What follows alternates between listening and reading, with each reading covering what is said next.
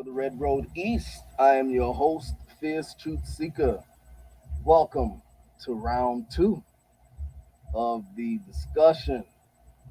Okay, and I know that there may be some new viewers, and for those who are new, someone did ask the question that they didn't understand the meaning of the meme that I put up to advertise this particular discussion. So, before I get started, I just want to say I left a link in the chat for the those who want to leave a donation. I left the information for Cash App and for PayPal. Oh, I see Firebird is in the chat. Firebird, check your email. I sent you a link to join in. Watching had a hard time watching video, kept buffering. The video kept buffering. Oh yeah, you mean the video from earlier? I don't know. I have to check that out and see. But anyway, Firebird, you're welcome to join in. Yes. So hopefully Steven is looking as well. I'm gonna pick up from where we left off at, and let me see here.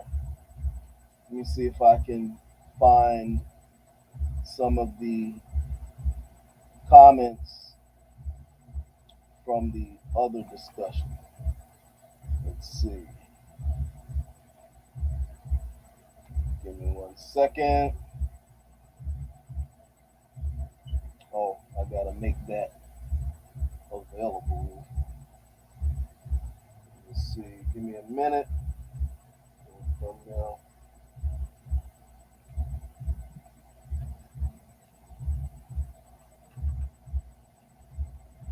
Let's see here. Let's see. Okay. And also, give me 1 second.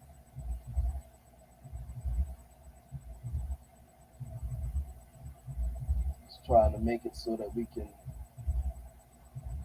have the comments. Okay. Save. Okay, changes were saved.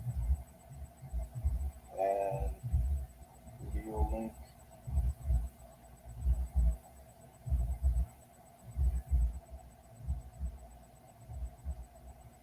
Okay. Let's see.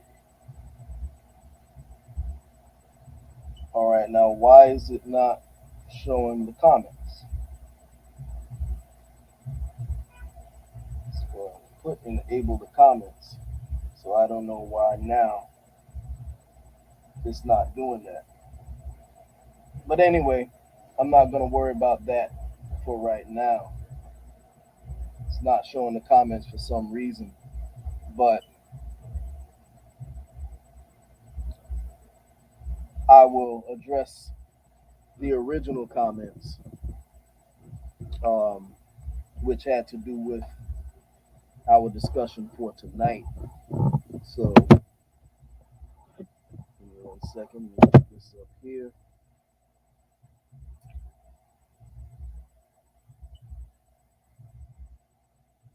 Okay, so let me share this.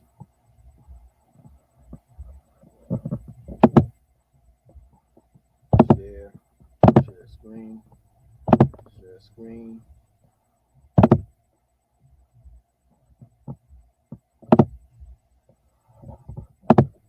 Share screen. Okay, so yeah, so Steven, I hope you're watching. Um, Steven says, this is where we left off at. I've watched you for years and it's very interesting to say the least. Oh, for those who are new joining in, we are discussing, well, there have been a lot of people from the quote unquote Aboriginal community who love to come in the comment section of my videos and leave their opinions about certain things discussed. Okay. And many of these people just discovered they were Indian just no more than 5, 10 years ago. Okay. Which is just yesterday. Okay. And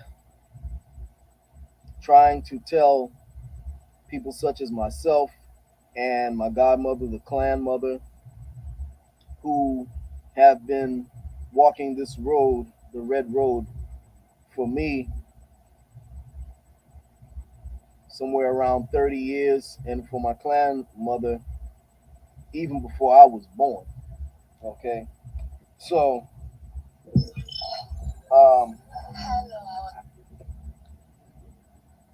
you don't tell somebody who practices the culture your opinion based on what you Googled on Wikipedia, okay, or what you heard an idiot on another YouTube channel who doesn't practice the culture but only sits behind the keyboard on their computer trying to find out the culture. Okay, you're on the outside looking in. We're on the inside looking out. Okay, so that's how that works. You don't come from the outside and try to critique what people on the inside are saying. Okay, because you have no type of interest in practicing the culture. So anyway, now I'm not making a blanket statement for all who fall under the banner of Aboriginal etc. But I'm only referring to those who love to act as if they're super Indian and don't have any type of clue as to what the whole culture is about. And they can't tell you the difference between one tribe or another. Okay, so that's the nature of this discussion. And also, those who like to criticize guests that we bring on the show and things of that nature, criticize them for their phenotype and things of that nature, and don't even have a clue that when you go on the reservations, you have various phenotypes. Okay, and you know, you can't talk about stuff that you don't know. Okay, if you haven't been on the reservation, on any reservations, then you really shouldn't be speaking about anything on the reservation. If you don't have any type of connections to the culture, you shouldn't speak on the culture. Okay, so that's how that goes. All right, now you can be humble and try to learn. Okay, but don't come as if um, you're chief Negro foot, you know, and you can tell someone what's going on about the culture they practice. So anyway, so going on here, we're gonna pull up the next. So okay, I think we dealt with most of this particular comment.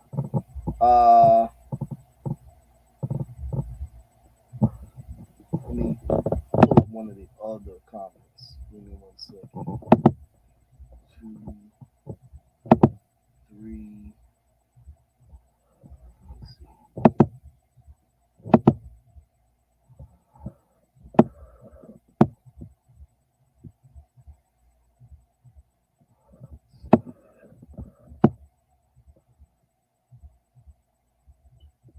Let's see. that's the last comment. I want to go to the one before that.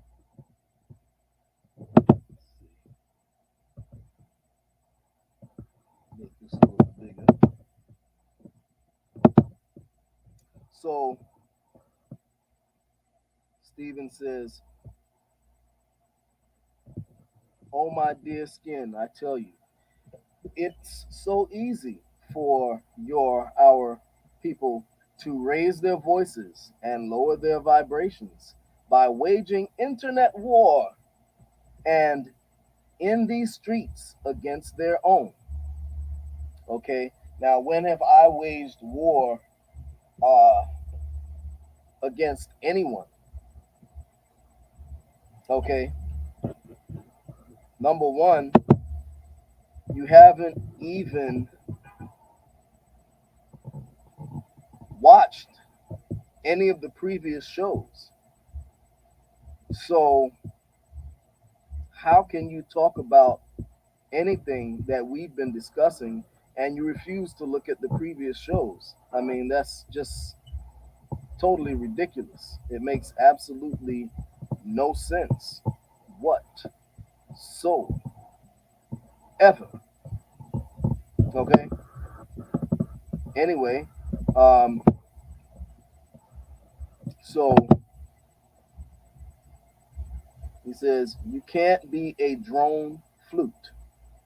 Although they sound great together when played right, you yourself can't play the Back to Africa sound while standing on your Aboriginal indigenous nest. Pick a struggle, he says.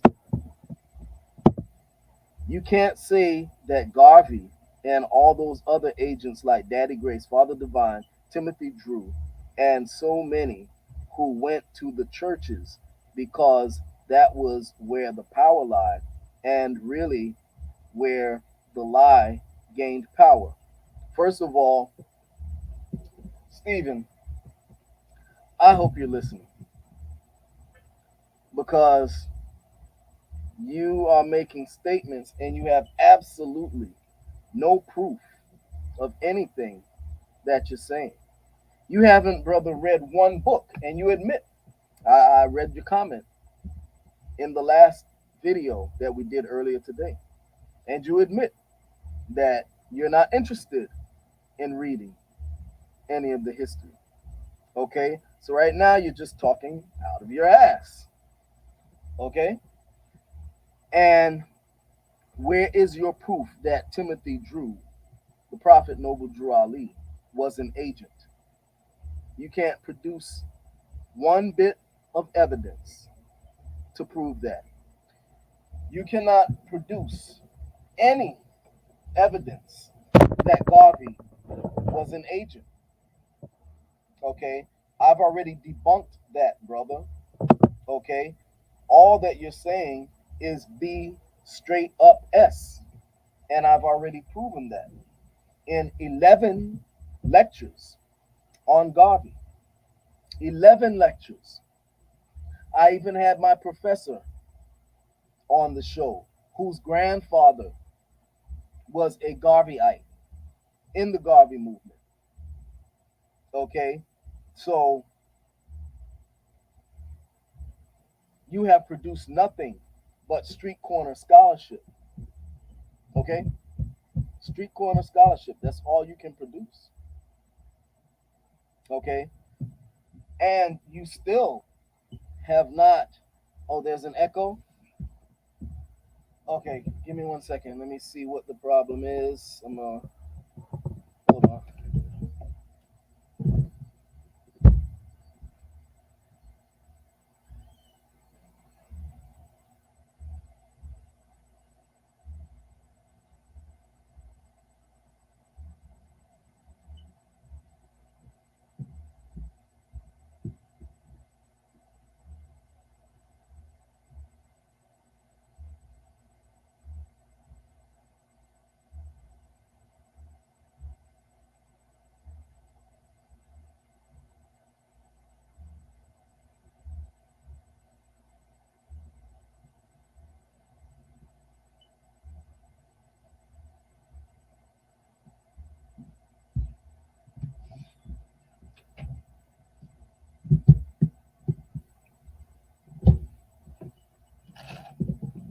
Okay. Oh, I think I know. Wait, let me see. An echo. I see it as two. I see I'm in here twice. Why am I in here twice? Let's see. If I remove that, maybe that'll. Let's see.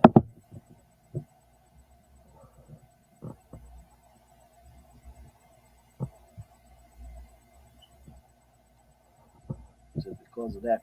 Am I still getting an echo? Let's see.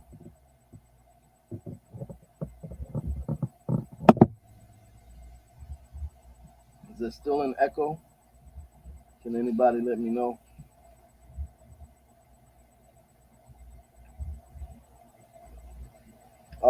Firebird, is there still an echo?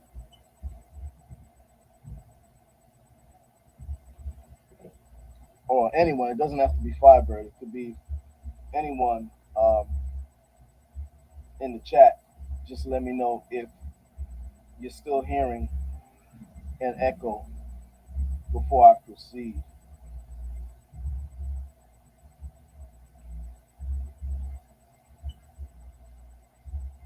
Okay, you think it's gone. Good. Okay. All right. So I'm going to look at the comments from here because I think when I was sharing the screen there, I think that was part of the problem. So, but actually, I'm not going to get too much into that. Let me just discuss this. I asked Stephen because we already discussed to see if Stephen would not be lazy and look at the previous videos that I did, he would know the answer to those questions and he would know that everything that he's saying is bogus. Okay. So I asked Stephen when he was on earlier, how can you accuse Garvey of being an agent based on what you say, him leading the Aboriginals astray to Africa, this, that, and the other, okay, when during the time of Garvey, there was no Aboriginal movement.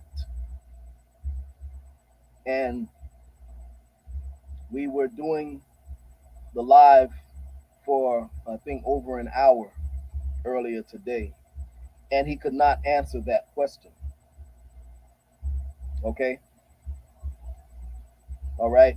You're trying to take modern ideologies and make them retroactive, and you cannot do that.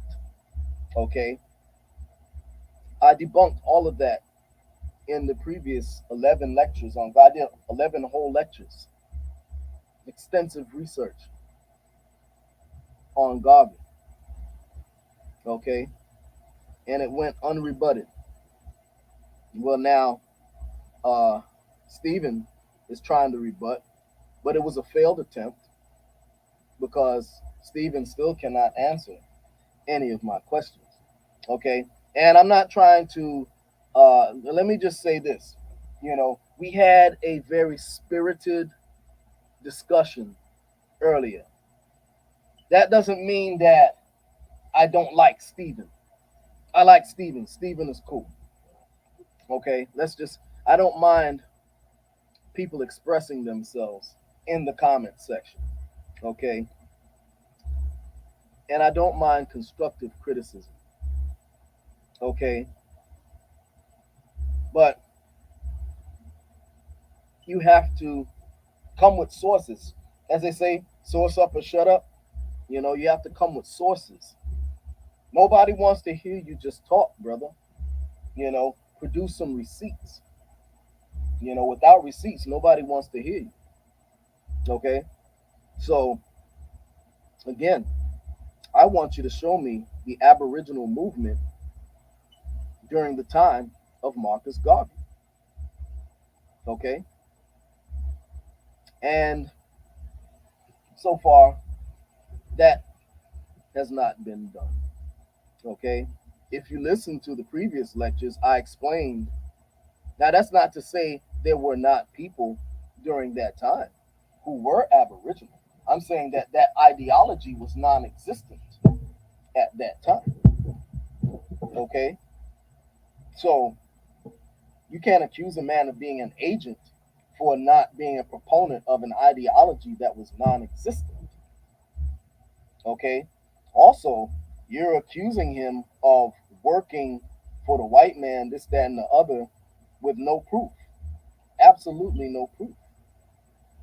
Okay? You're accusing him of working with Walter Plecker with no proof. I debunked that already in the previous lectures. Okay? I debunked that big time. Okay?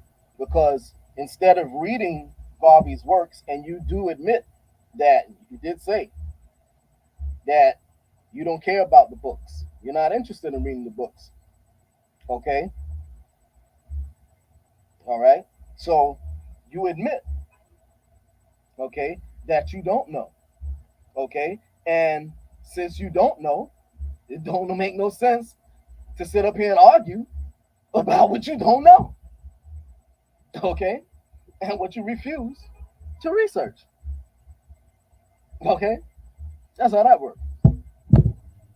So I don't mind people expressing their opinions. I leave the forum open for, you know, people to have discussion. I don't block people, unless you're just being a straight up troll. You got to be a straight up troll for me to block you. Um, I leave the floor open for discussion and comments and things of that nature. And, you know, we can put ideas and things on the table, chop it up. You know, I don't mind that. Okay, so I'm glad, Stephen, that you have honestly expressed how you feel. Okay, but you need to humble yourself and admit when superior knowledge is on the scene.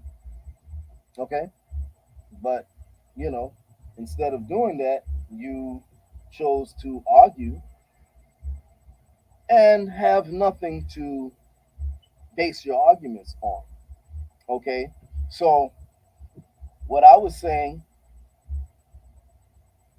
this is part three, actually part four of this discussion here, of this particular. This is not even the Garvey discussion. Um, we're talking about the people who continually criticize those of us who practice the culture. And you're saying that, as you say, Stephen, you're Aboriginal and not Indian, but in the same breath, when it's convenient for you, you're Indian.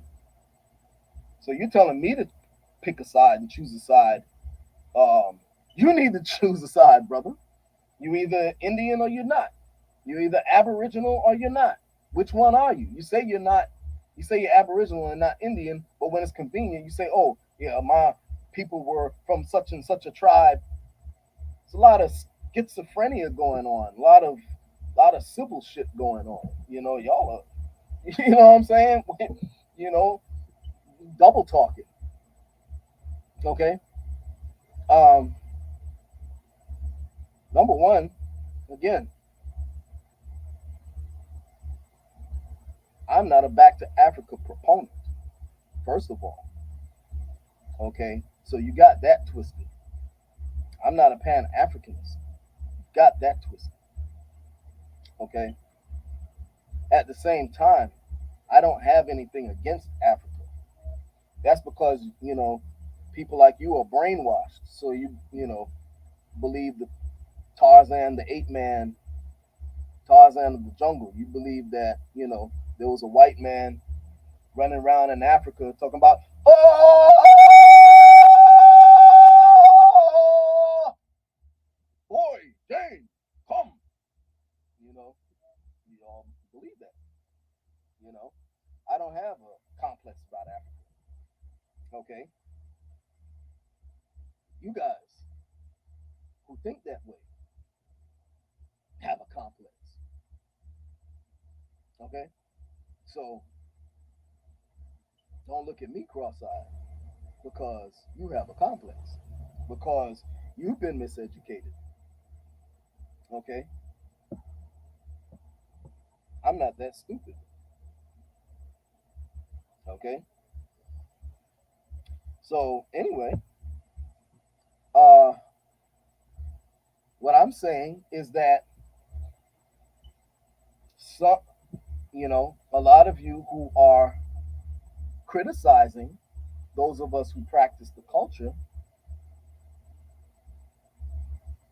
and you're saying that it's not your culture. So, as I said in the first discussion, is it that you guys who are criticizing us, calling yourselves Aborigines and saying that you're not um, Indian or American Indian or whatever,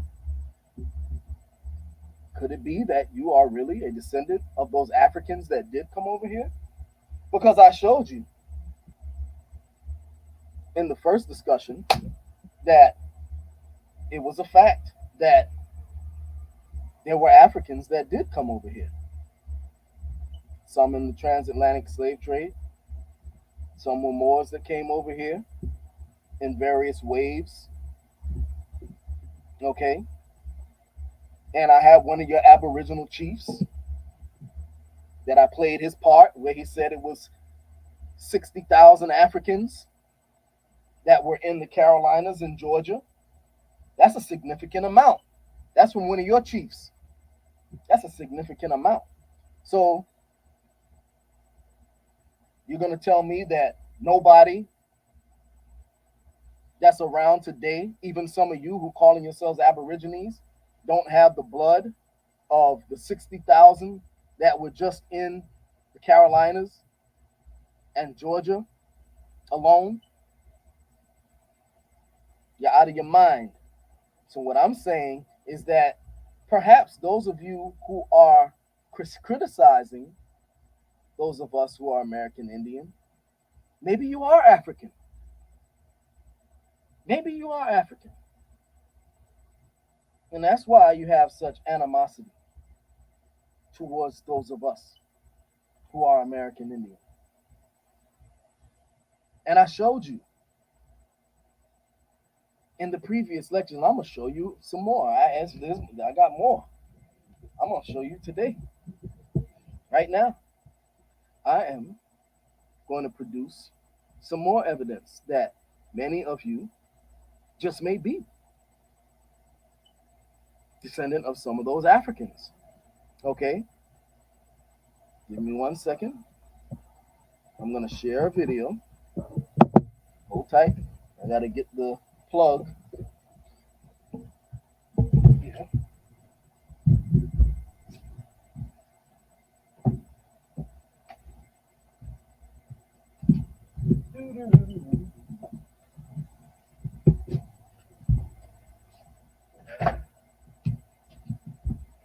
All right.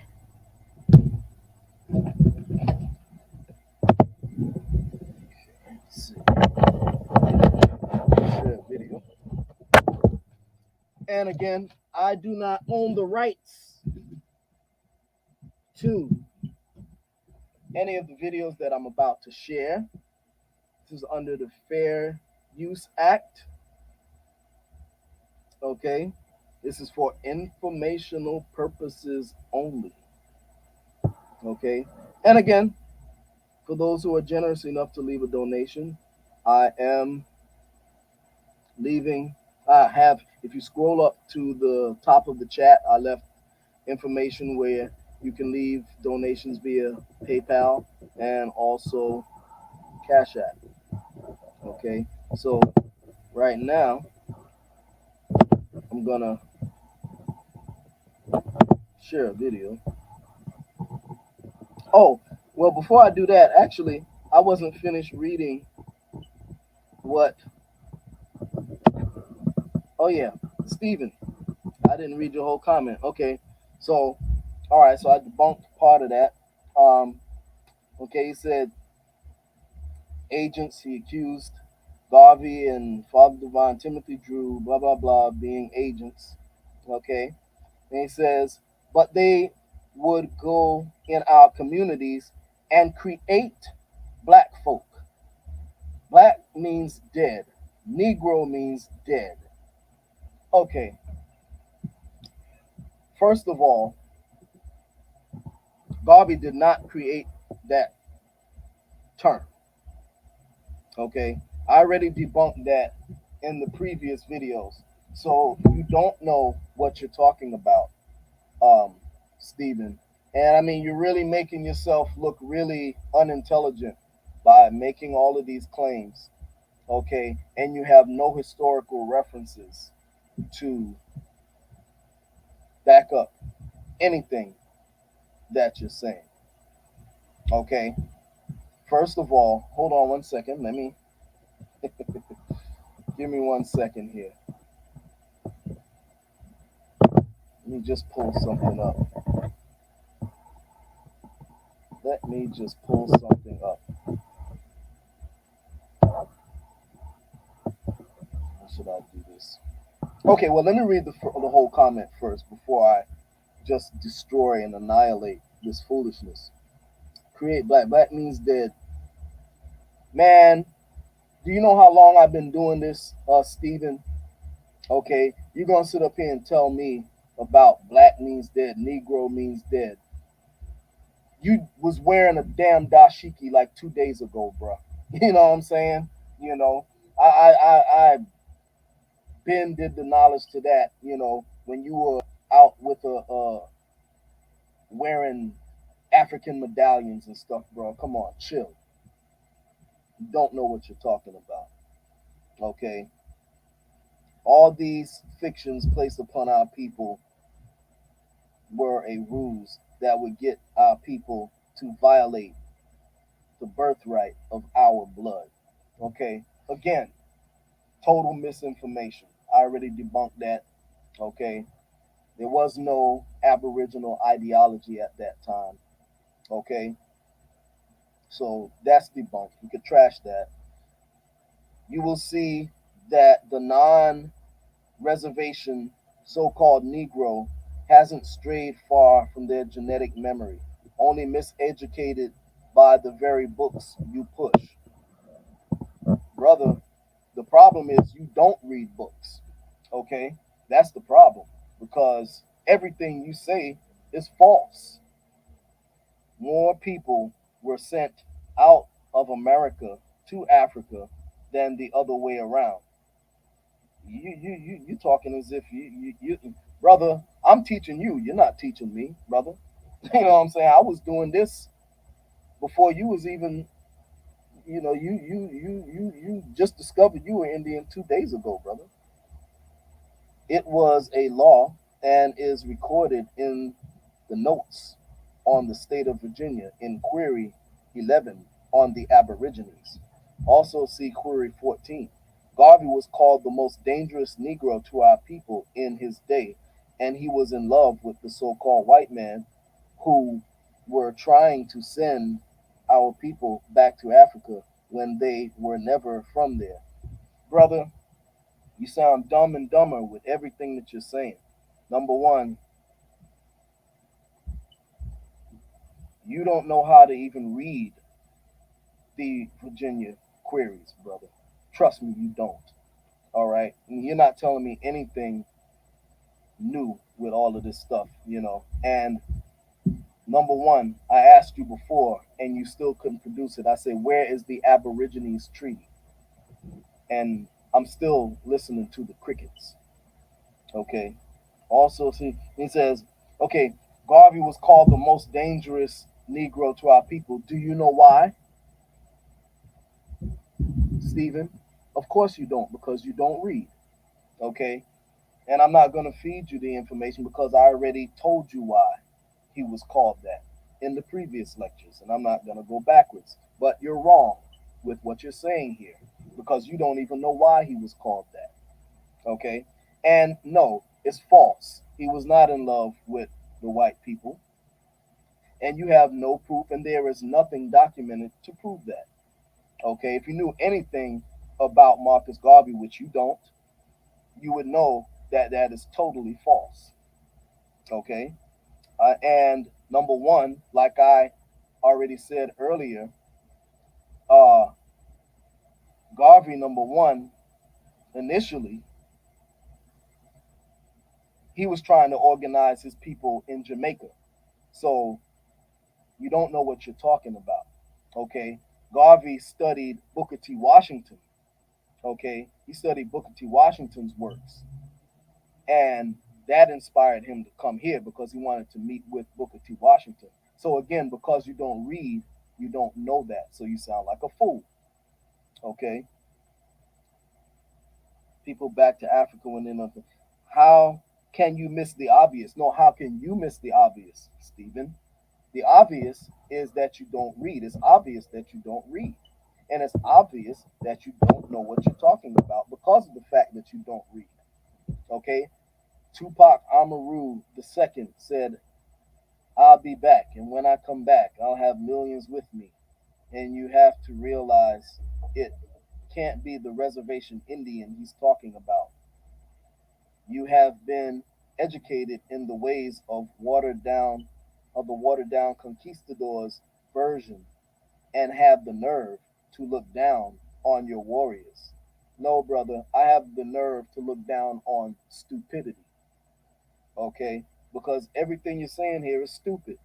Okay? You're saying here that it can't be the reservation Indians. It can't be the reservation Indians.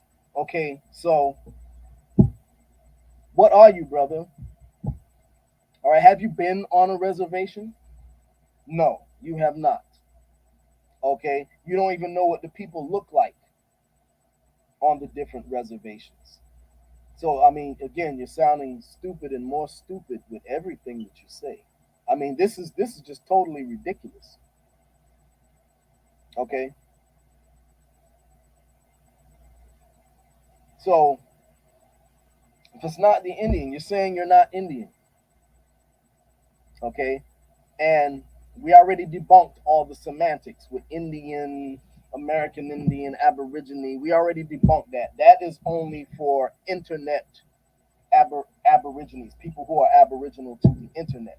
Okay, in the courts, when they're dealing with the tribes, they don't make that distinction.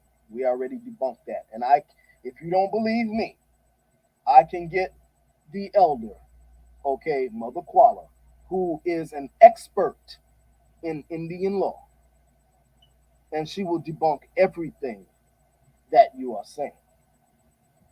Okay, so it says here, have a seat and watch the Aboriginal resurrection happen, and maybe your ancestral memory will be able to lend some life to the equation.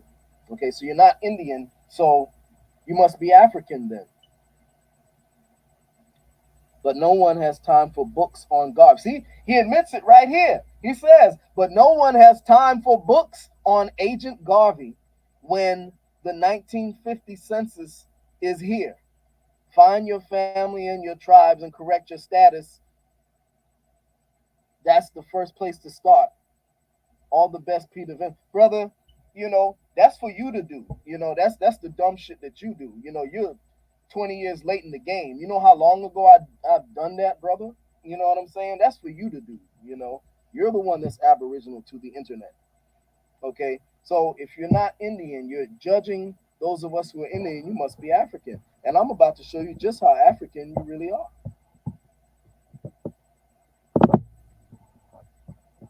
I'm going to show you just how African you really are. 1 second here. Pull up.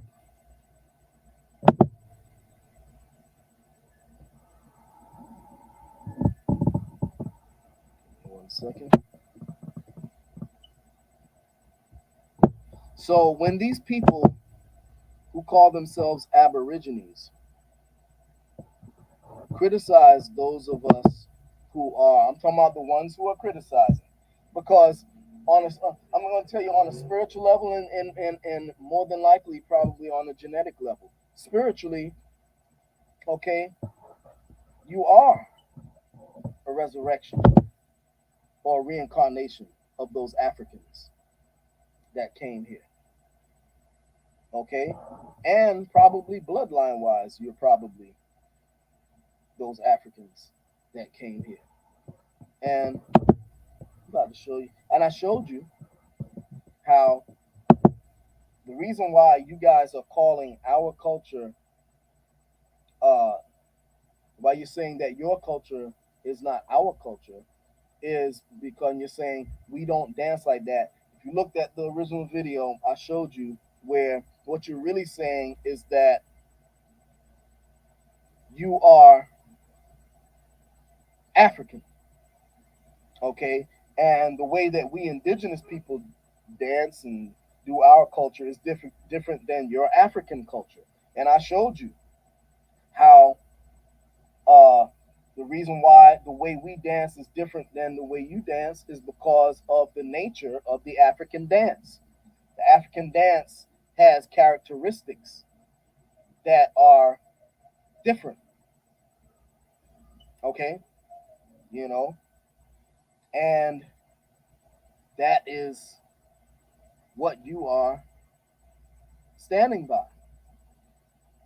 okay? I showed you how the Africans were breakdancing long before anyone was breakdancing here. I showed you the nature of the dance moves and the bent knees and things of that nature that characterizes African dance that you're saying is your dance, okay? That you say yourself is your dance, okay? And I'm about to show you, and I showed you. I'm not going to go backwards. I'm going to show you some more, okay? So let's get into some more.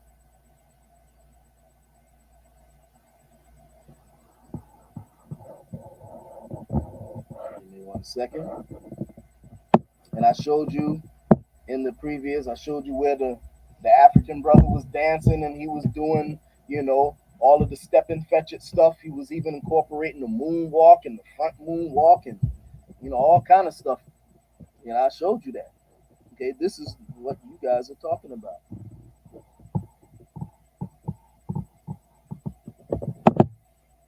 Let me show you some more.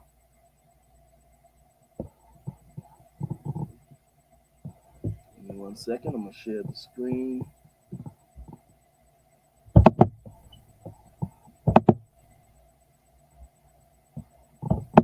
Share the screen here.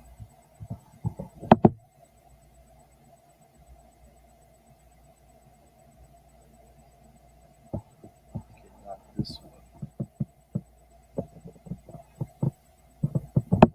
Give me 1 second.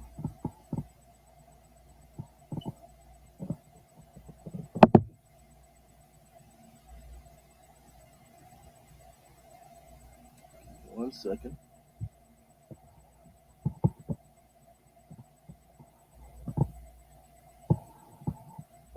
Okay, so I showed you the breakdance moves. Now here is the Mandy dancing. Okay, show you the Mandy dancing here. Share.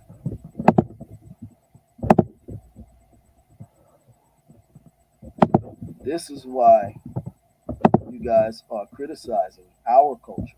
And again, I do not own the rights to this video. This is for informational purposes only. Okay?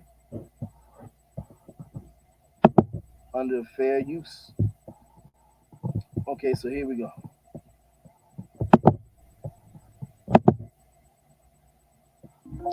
African dance systems in general, and Mandinka dance systems specifically, are valuable tools for gaining insight into the culture and history of Africa. They are called dance systems because they include all items and people that contribute to the conveyance of the message that the dance is narrating. The attire the dancers are wearing, drummers and other musicians and their attire, the props, the instruments, and the location the dance is performed in are all parts of the dance system. African dance systems are replete with representations of the physical, social, and political environment they exist in. They are a compilation of the philosophy that drives the society. They transcend language. They speak not only to the intellect, but to the emotions and the spirit of all who experience them. Appropriately, Mandinka dance systems depict the world view of the people that gave birth to them and continues to give them life. The dance circle represents life and continuity. It exists as a result of the physical location of drummers and spectator dancers. Unlike a physical object, without the dance event, the dance circle would not exist. The fluid movement in and out of the circle by spectators who become dancers and then spectators again represent the cycles of the harvest, the seasons, and the circle of life. The dance circle can be witnessed in countless areas of life in Senegambia. As a result, it becomes apparent that the symbology, the language, and the body movements inherent in Mandinka dance are not restricted to the dance arena. They convey history, ideas about the cosmos, cultural change and continuity, and the mental disposition of their progenitors and their practitioners.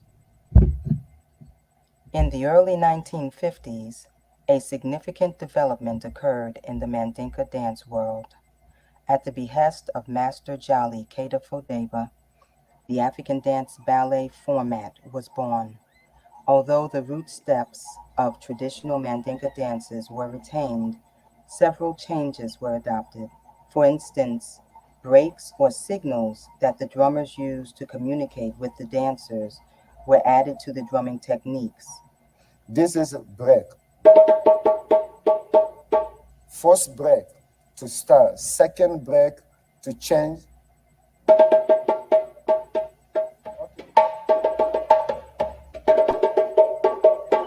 You look side. Because the dance event on the stage is removed from the spectator dancer phenomenon of the village does not exist. For the dancers to reconnect with the audience, the auxiliary dance movements had to become more spectacular in an effort to allure the audience's sensibilities to the stage, and more specifically to the dancers, to create a rapport. However, in the midst of all the changes the ballet format brought with it, many continuities still permeated the dance systems. For example, the dancer-drummer bond is retained.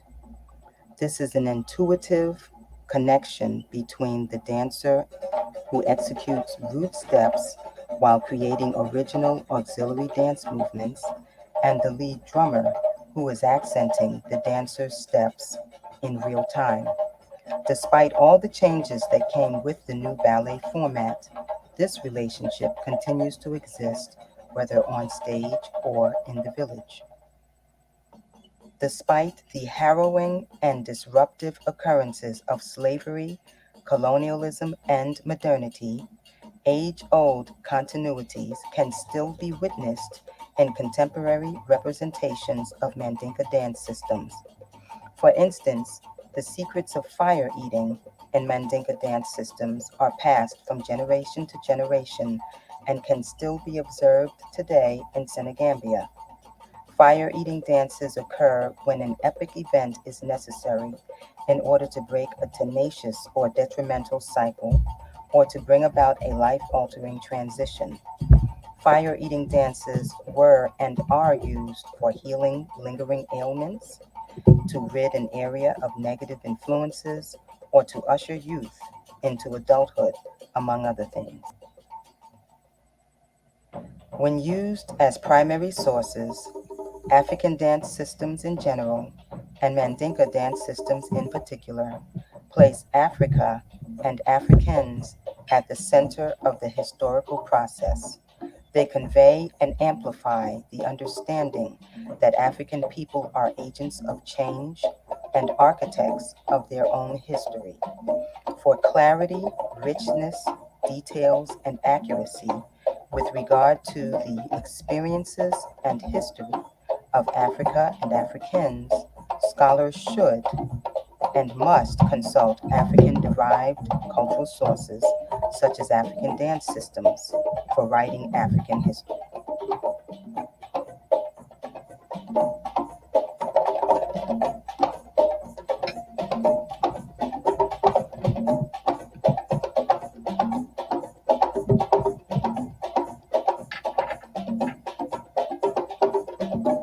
Okay.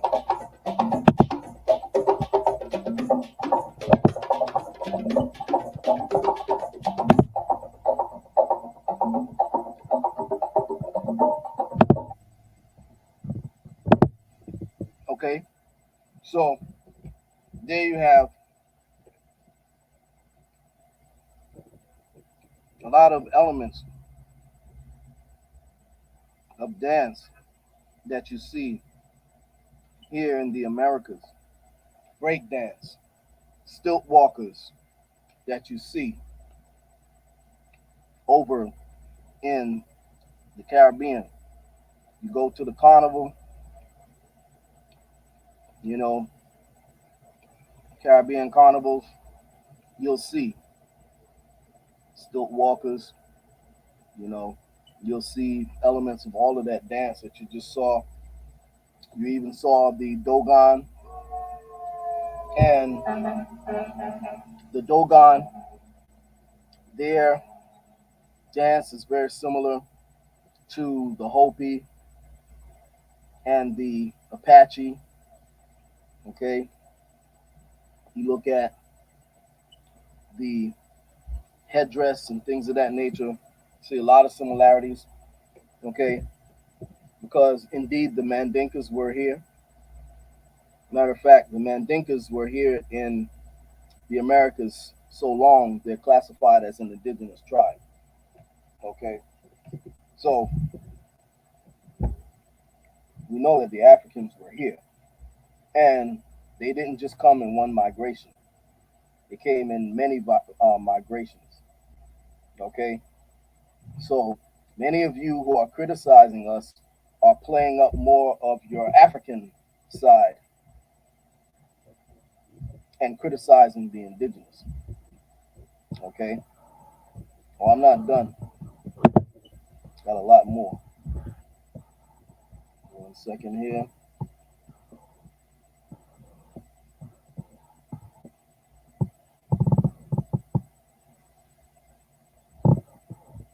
See this one here. I'm gonna share another one.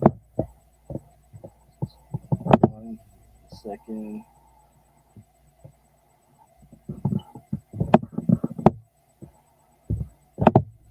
1 second.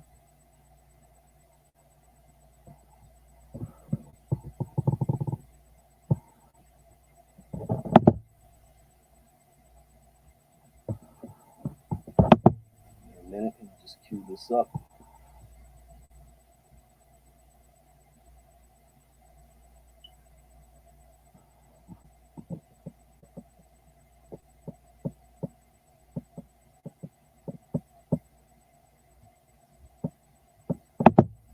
Okay, now I want you to watch. I want you to watch this clip, and I'm gonna show you the moves.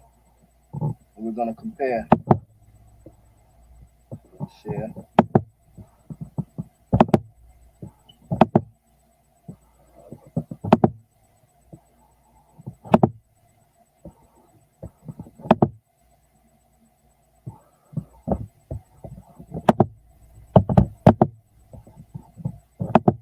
Okay, we're gonna watch this.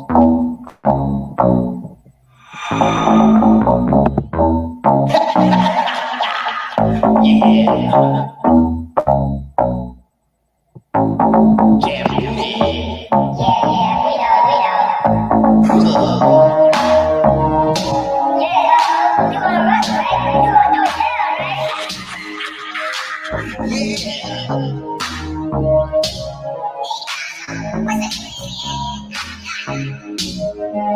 jam on it.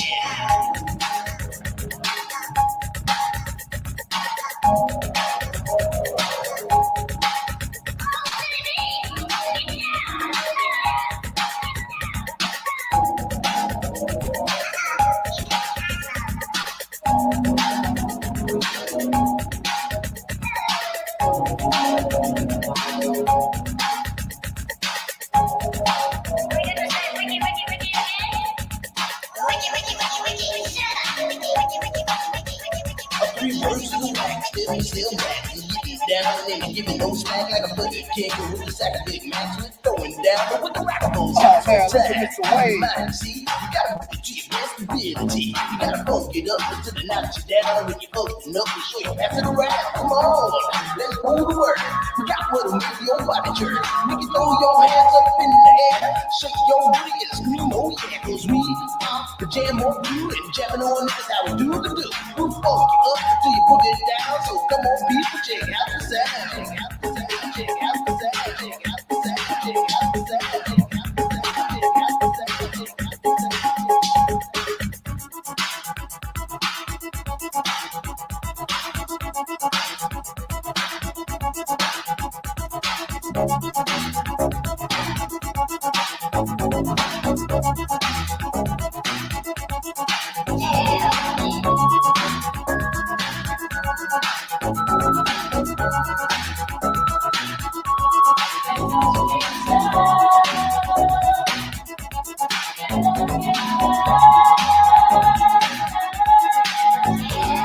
Allow me to introduce myself. My name is Little B, and I'm a surefire, full-blooded, qualified, hot-fucking jam on production MC. If you want the best, then put me to the test, and I'm sure you'll soon agree that I got no flaws, cause I'm down by law when it comes to rocking viciously. You see, cause of when I was a little baby boy, my mama gave me a brand new toy. 2 turntables with a mic, and I learned to rock like a dolomite. Time went by on this God creation. I knew someday I would rock the nation, so I made up my mind just what to do, and I joined with the Jam on production group. So go crazy, don't let your body be lazy. I said don't stop the body rock till your eyesight stops to get hazy.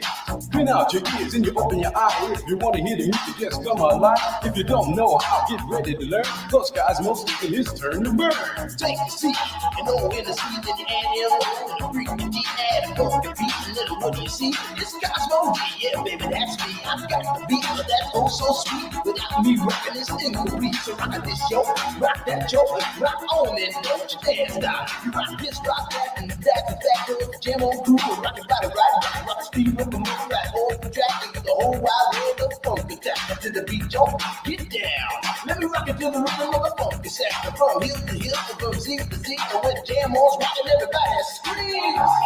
Jam on it, jam on and on and on it. And if you feeling like you wanna dance all night, then go on ahead and blow it. Cause jamming on is what we do best. It's what separates us from the rest. And if you don't think who's down for real, let me tell you what happened to the man of steel. Hey, Superman had gunned it down to see who he could rock. He blew away every crew he faced until he reached the Crazy legs. His speakers were 3 stories high with wood made of steel. And when we brought our set outside, he said, Real. You said I'm faster than a speeding bullet. And when I'm moving set, I don't need no hands to cool my ass. I just use my super brand. I can fly 3 times around the world without missing a beat. I socialize with X-ray eyes and ladies. It's sweet. and when he turned his power on and the ground began to move. And all the buildings for miles around were swaying to the groove. And just when he had pulled the crowd and swore he won the fight, We rock this boat with a 12-inch cut for disco. Superman looked up at me. He said, you rock so naturally. I said, now that you learned the deal, let me tell you why I'm so real. I'm Cosmo D from outer space. And we rock and get it right. I do it right, but I can't do wrong. That's why the whole world is singing this song. I jam on it. I say jam on it. And the day to the night, and night turns to day. Whatever time it is, I want to hear you say I jam on it. I say jam on it. Jam all around and upside down. I keep jamming to the jam on production sound. Jam on it. I said jam on it. I said jam on is the funky beat that takes control with the If you're an accredited Okay, so a little bit of background on what you were watching there. See, for those, many of you Aborigines out there, y'all are young. Y'all don't have any clue of what that was that you're watching. So that song there was by a group back in the days called Nucleus. It may sound corny to you guys, you know, who are millennials and stuff like that. But back in the days, that was a hot jam. Okay, y'all have no idea, you know. Back in the days when you talk about hip hop, it wasn't just rapping, you know. All you guys know, you know, y'all know drill and you know, y'all know y'all know drill rap, you know, y'all know trap, you know, and all that stuff, and just rap, you know. But back in the days when you say you were into hip hop, you know, it was you could either be an MC, you could be a DJ, you could be a graffiti artist, you could be a b-boy, break dance, things of that nature. You know what I'm saying? You could be a human beatbox. You know, y'all don't know anything about that. Okay, so I'm just giving you a little bit of context at what you were looking at there. Okay, and so I'm showing that to show you what we showed in 2 lectures prior to this when I showed you the Africans breakdancing. I'll recap a little bit. I'll show you those exact same moves almost. Give me 1 second. In Africa. 1 second here. 1 second.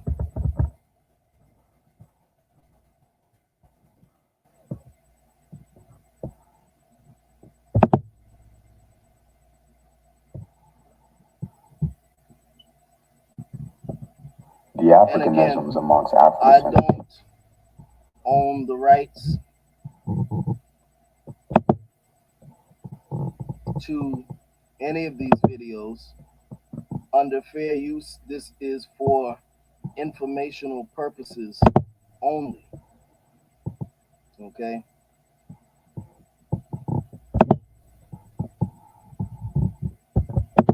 Give me 1 second. Cue this up.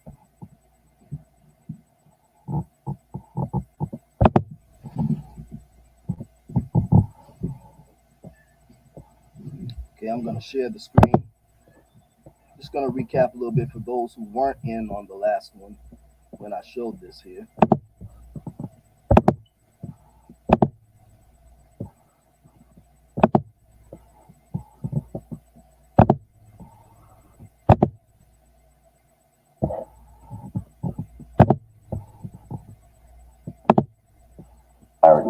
From there, it became a cultural phenomenon, and wider audiences began gravitating to it, making it mainstream.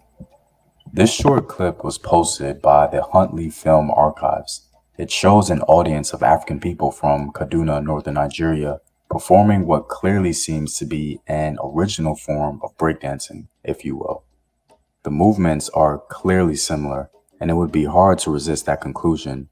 Interestingly enough, this clip was filmed in the 1950s, but by the level of sophistication and the clear advanced dance moves, it's likely that this was in practice well before the 50s, hence making it older than the practice of breakdancing or b-boying in the Western world. In the past, some scholars would frown upon the idea that Afro-Americans inherited cultural or artistic mannerisms from their ancestors, a form of epic memory. At times, they erroneously attributed Afro-American cultural inventions to repackaged Euro-American culture. But with new information coupled with the classic foundational work of Lorenzo Doe Turner, we now know that Africanisms amongst Afro-descendant people provide the best explanation for the many parallels or similarities observed within African culture, mannerisms, and language. But I really want to know what you guys think. Do you believe the short clip revealed earlier is proof that breakdancing indeed came from Africa and that African Americans instinctively drew from that ancestral memory? I'm really interested in hearing what you guys have to say. Okay, now here you saw moves that were undeniably the same moves. You saw windmill, you saw the, matter of fact, we'll play it again. Mainstream. So I could. This short clip was posted by Okay. the Huntley Film Handspin, Archives. you see the It shows an handspin? audience of African people from Okay, see Kaduna, doing northern the footwork? Nigeria, performing what clearly seems to be Okay, the an steps. original form of breakdancing, if you will. The movements are Almost clearly exactly similar, and it would be hard to what you resist just that saw conclusion. Interestingly enough, this in clip was history. filmed in the Head, see there, the head 1950s, spin? but by the level of sophistication and the clear advanced dance moves, it's likely that this was in practice Same well before the moves 50s, that you just saw. hence making Okay. it older. So, let me stop sharing.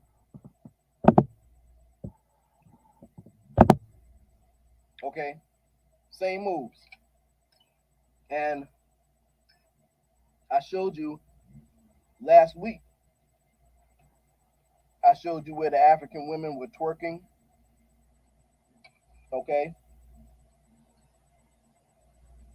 I mean, and these are traditional African dances, traditional, not something that was just modern and made up after it was done in America. No, these are traditional African dances. Okay, so what I also want to show, and that's just dancing. That's just dancing. So now we're gonna look at some other aspects because see,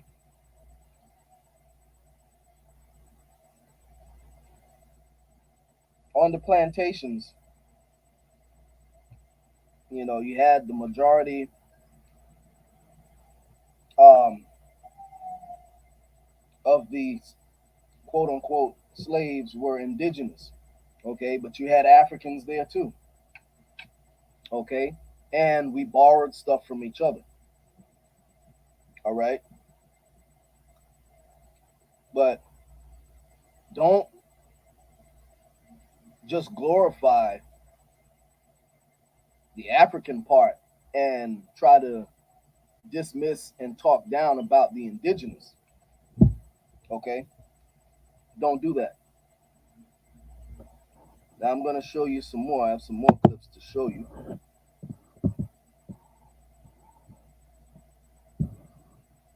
Give me 1 second.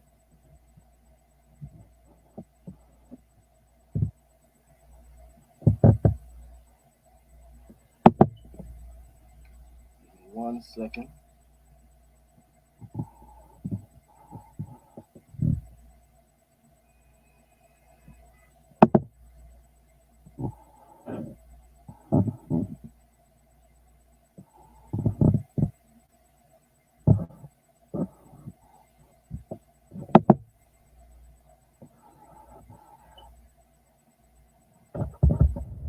Hold tight for a minute. I'm just queuing some of this stuff up.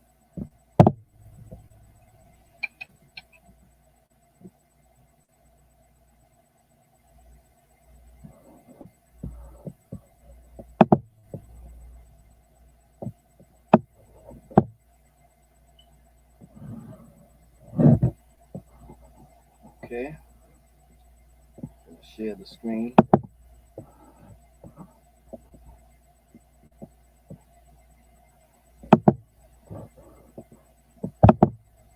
Share the screen.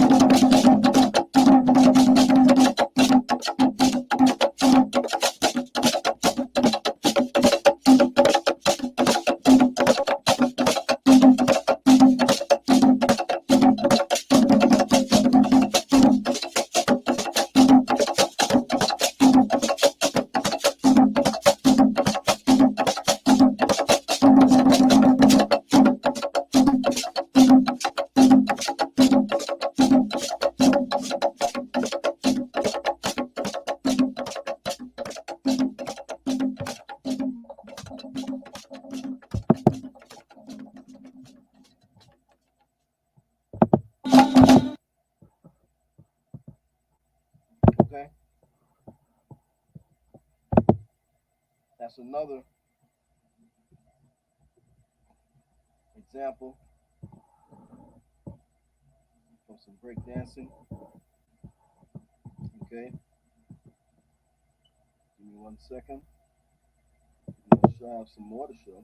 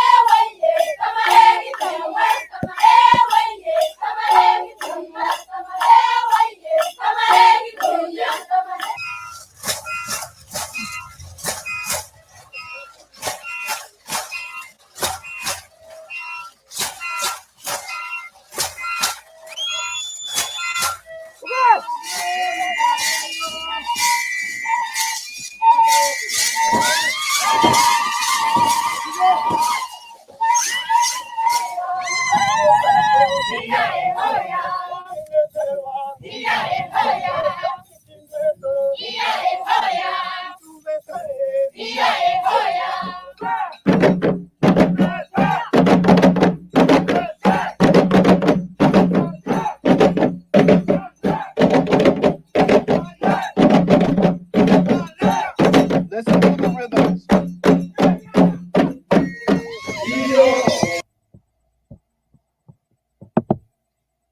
So we're not only talking about the dancing. We're also talking about the drumming, the rhythms, the polyrhythms. Okay, so one thing that you all don't know about the Fierce Truth Seeker is that the Fierce Truth Seeker majored in music in school. Okay, I also took classes in dances of the New World. Okay, which included so-called African American, Afro Caribbean, you know, all of what the so-called New World, the dances.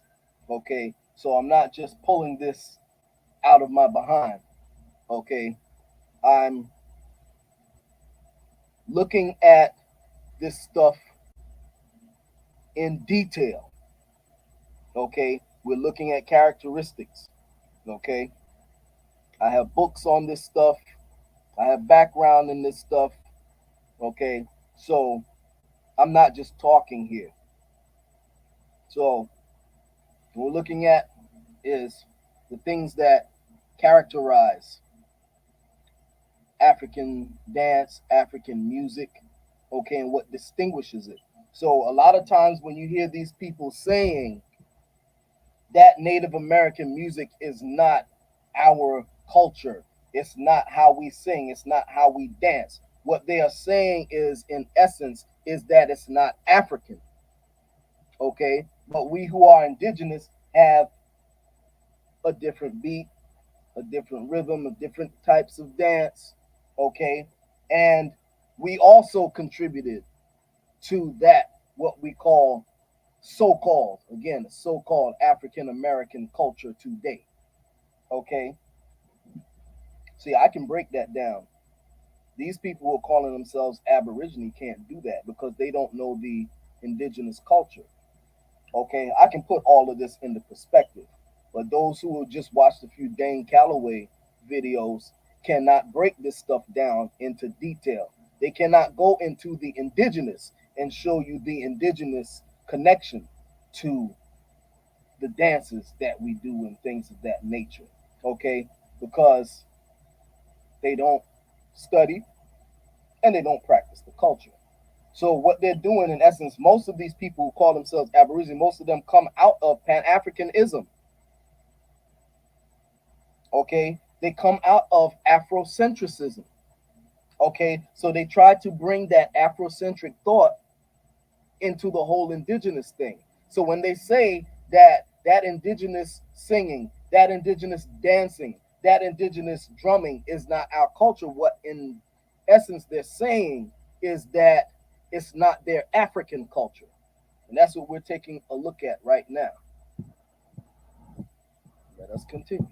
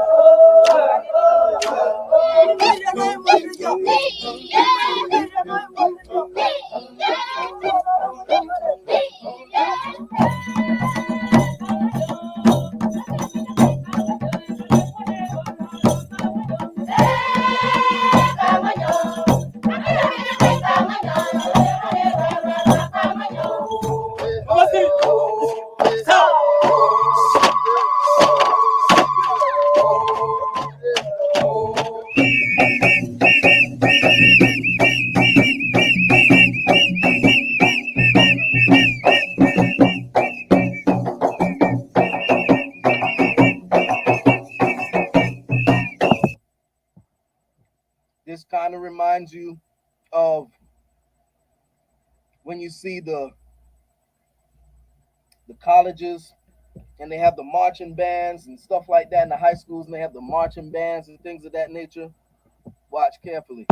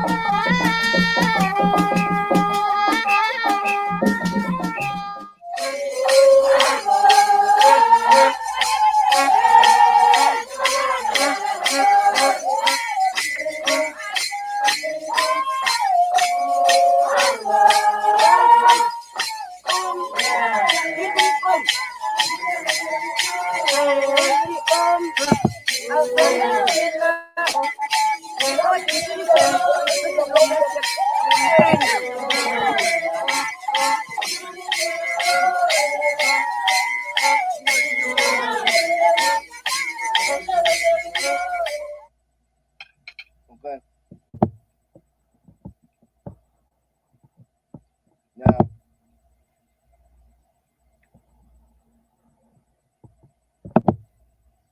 I also didn't want to stop there.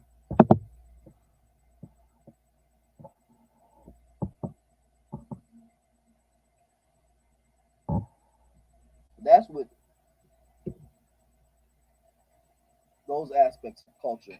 Now, what I want to do is take a look at some other aspects of culture. Give me 1 second.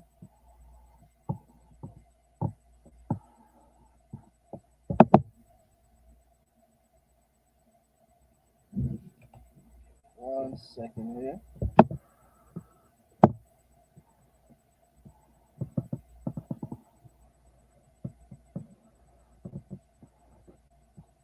Now I'm about to really bring it home.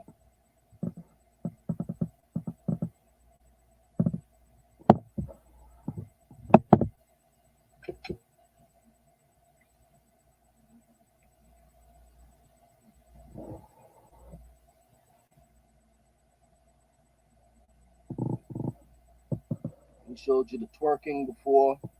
I'm gonna show you another twerking video.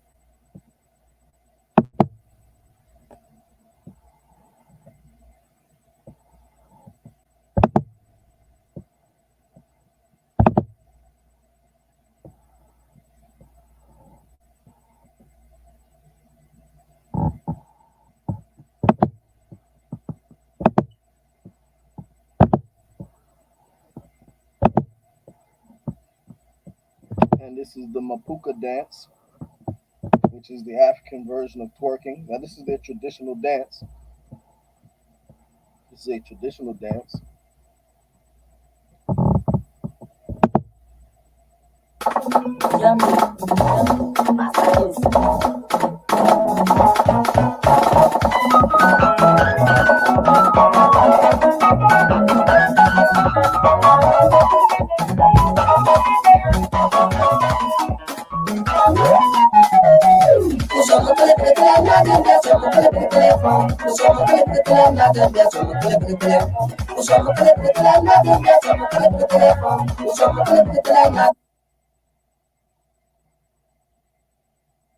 I'm making this quick video because it has been 1 month since joining the Cashflow 101 system. And so what I wanted to do is make this video to show you the results that I've gotten in my first month joining the system. And so you see here, there's tons of packages. I don't know exactly how many. It's got a calculator right here. We're going to calculate the running total. And I'm just going to show you what kind of result that I've gotten since joining this system.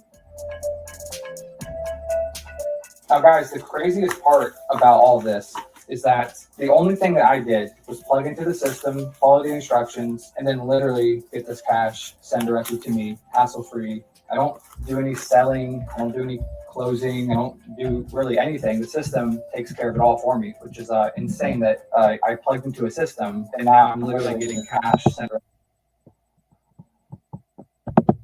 Okay, so you saw that dance was the same as the twerking, and also what was before twerking, what they call making it clap. Okay, and they were doing all of that. So, but don't criticize those of us who are indigenous because our women are not making it clap or twerking. Okay? So now we're going to look at some other aspects of the culture and show you because you have people who are criticizing us. So let's just see. Like I said, a lot of you who are criticizing us, you could be African or have both bloods, and the African side is, more what your spirit is gravitating towards.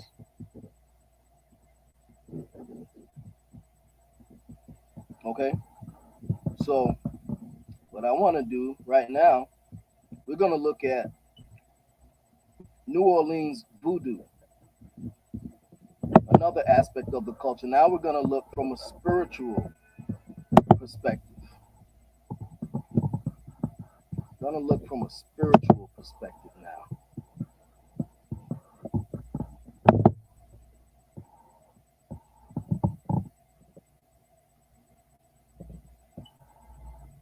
Ready And I to don't start own eating the healthier? rights to this Meet video Kachava.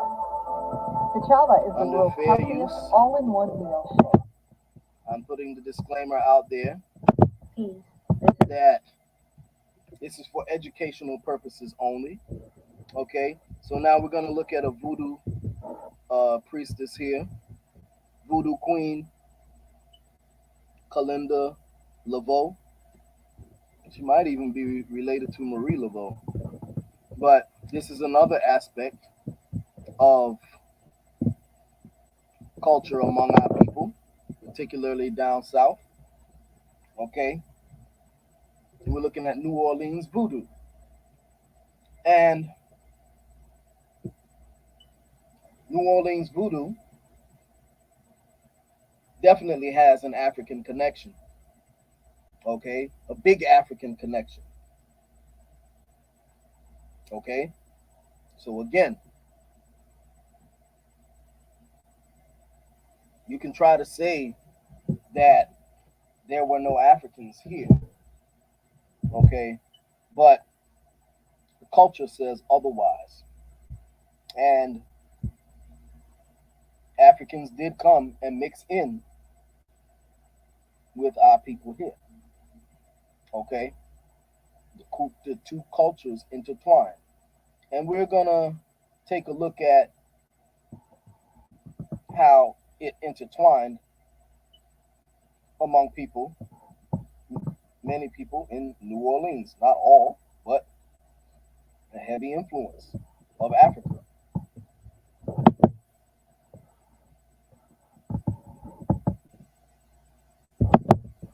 Voodoo Queen Kalinda Laveau, coming to you from New Orleans, Louisiana. And I want to speak with you today about Share screen.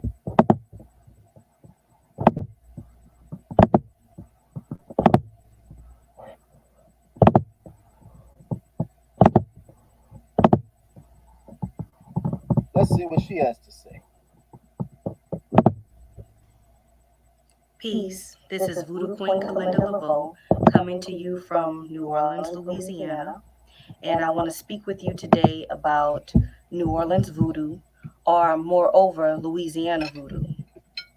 So this particular expression of voodoo that we have here in Louisiana has been accredited to New Orleans, but it was actually created, nurtured, and practiced all over Louisiana. And we'll also find out that this particular expression of voodoo was also practiced in regions outside of what we presently know as Louisiana. So you may have heard of Marie Laveau, voodoo dolls, gree bags, voodoo queens dancing with snakes. All of these things pertain to voodoo in Louisiana. So voodoo came to Louisiana by way of the transatlantic slave trade, and it came directly from Western and Central Africa.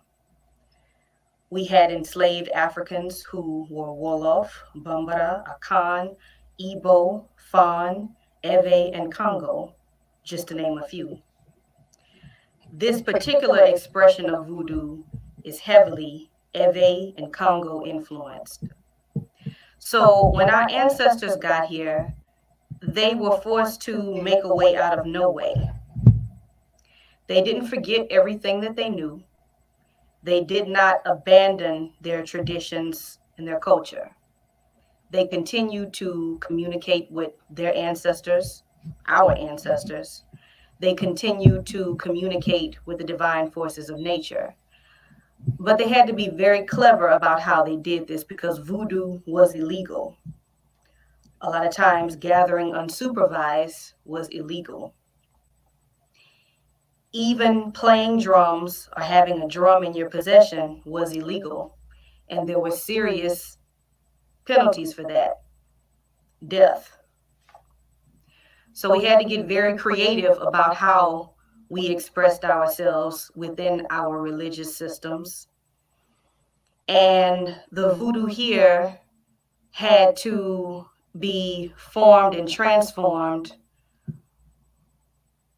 with the situation of very traumatic conditions. So a lot of the voodoo that we have has to do with rebellion, has to do with revolt, it has to do with protection, it has to do with medicine. It had to provide solutions to what we were needing due to our traumatic experiences here. So, in addition to voodoo and other forms of African spirituality that are present in Africa, there's also voodoo and African spirituality throughout the Caribbean, throughout Latin America, and throughout the United States by way of the transatlantic slave trade. So, Brazil, you have candomblé. Haiti, you have their expression of voodoo. Cuba, you have lukumi. Within the United States, you have Louisiana voodoo. You also have hoodoo.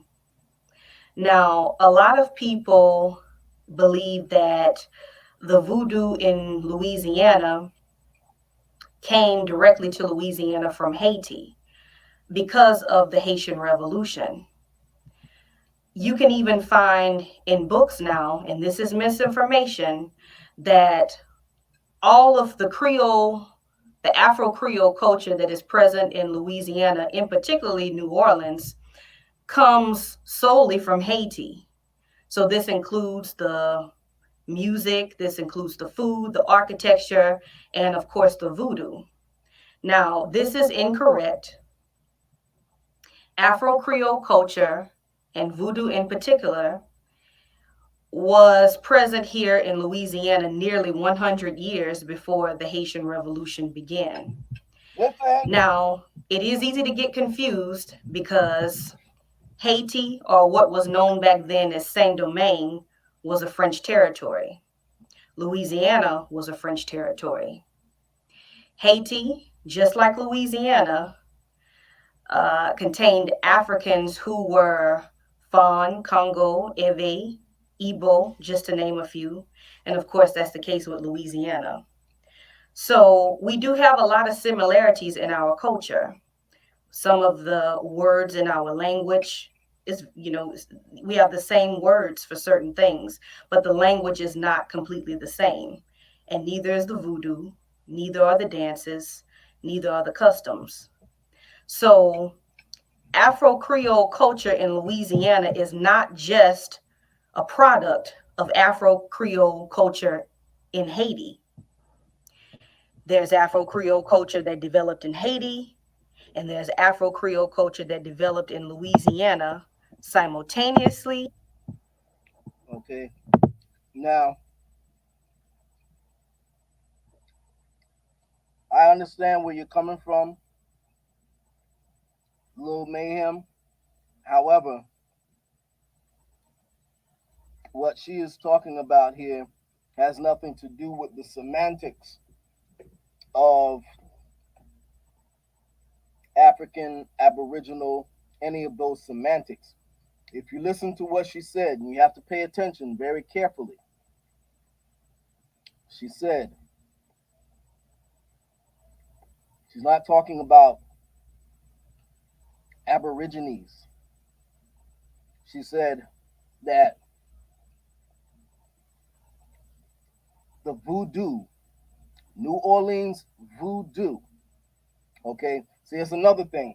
See, if you don't have some type of connection to these type of spiritual traditions, then you're gonna have to fall back a little bit, um, because unless you have some type of background in this, you're treading on unfamiliar territory because it's very intricate.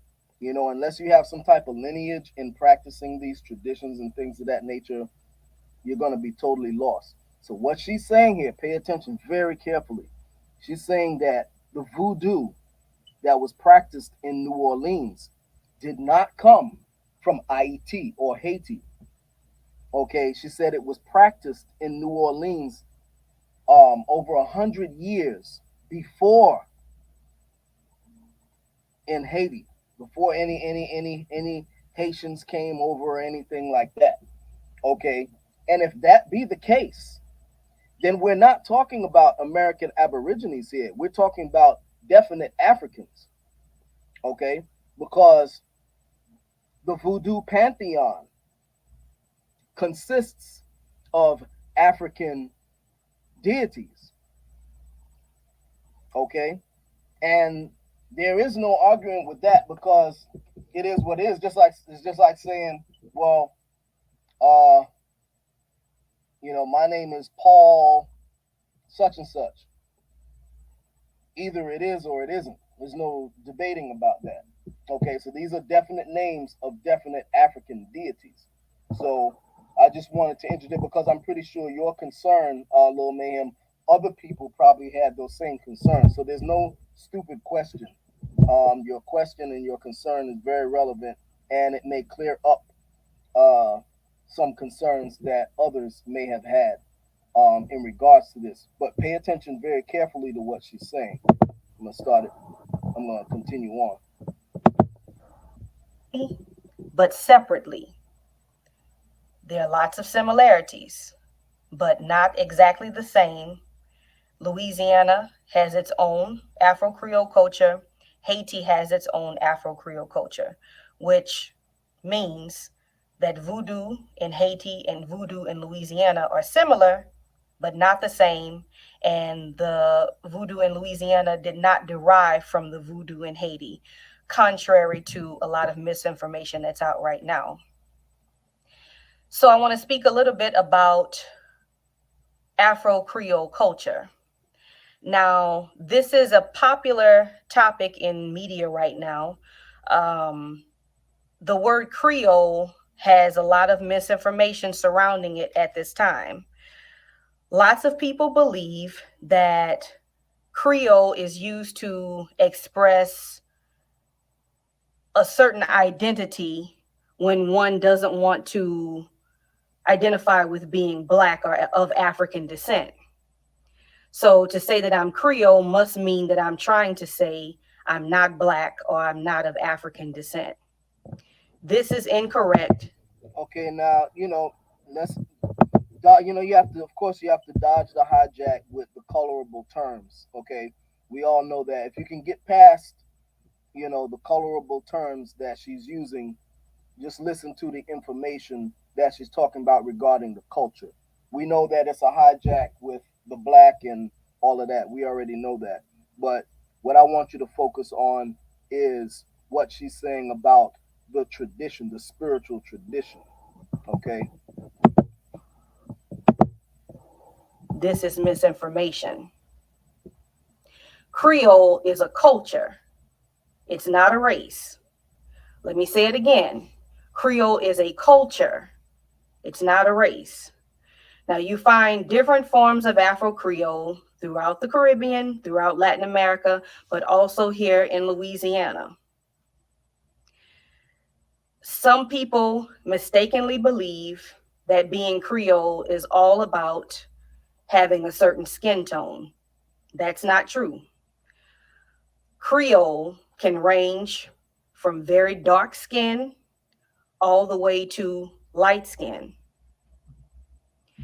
Creole is not limited to Creole gens de couleur libre, which are the free people of color. Historically, those were people who were not enslaved. They could own property. They could have businesses. you also had enslaved Africans who were Creole as well. These enslaved Africans had dark skin, light skin, and every color in between. So it doesn't make any difference. No one is more Creole than the other. Louisiana Creole historically may have been a person of African descent who was enslaved, who was free, who had dark skin, who had light skin. Now, historically, the word Creole has meant a few different things throughout Louisiana history. But what I'm speaking of right now, in particular, is Afro-Creole culture, that which I am a part of. I like to say Afro-Creole because I want to emphasize the part of Creole culture that is most often overlooked, the African part.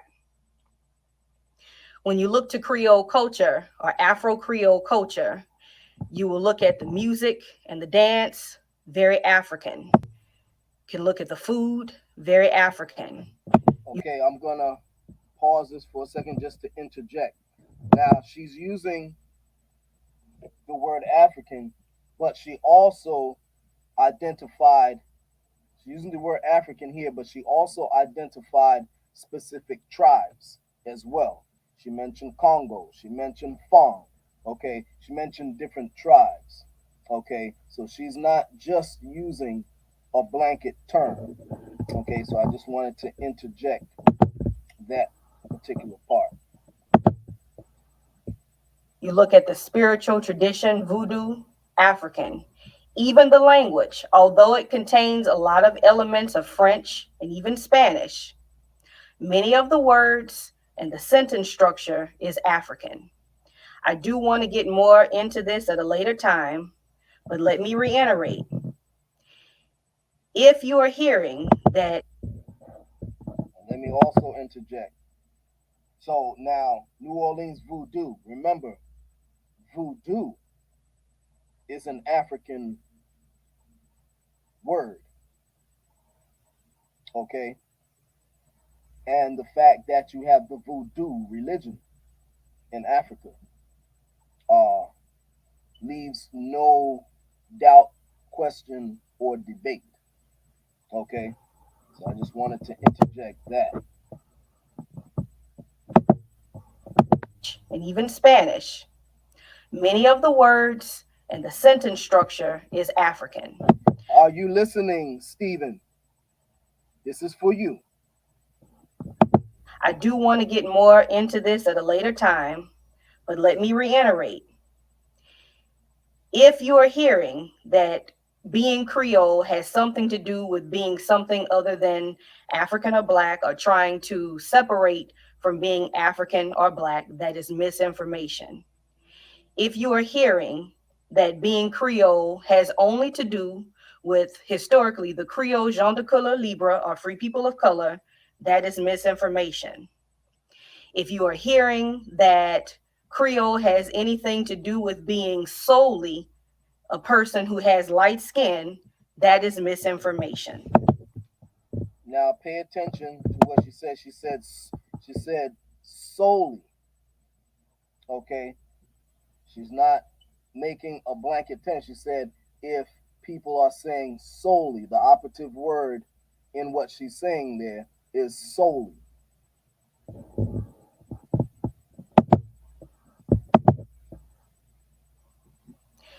So I want to get into a little bit about the terms voodoo and hoodoo.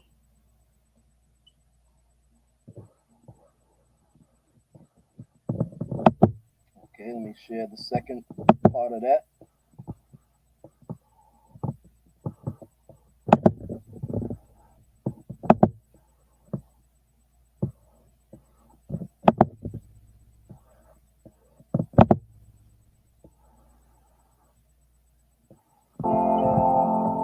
You might be asking yourself, can you actually create high quality live streams for free?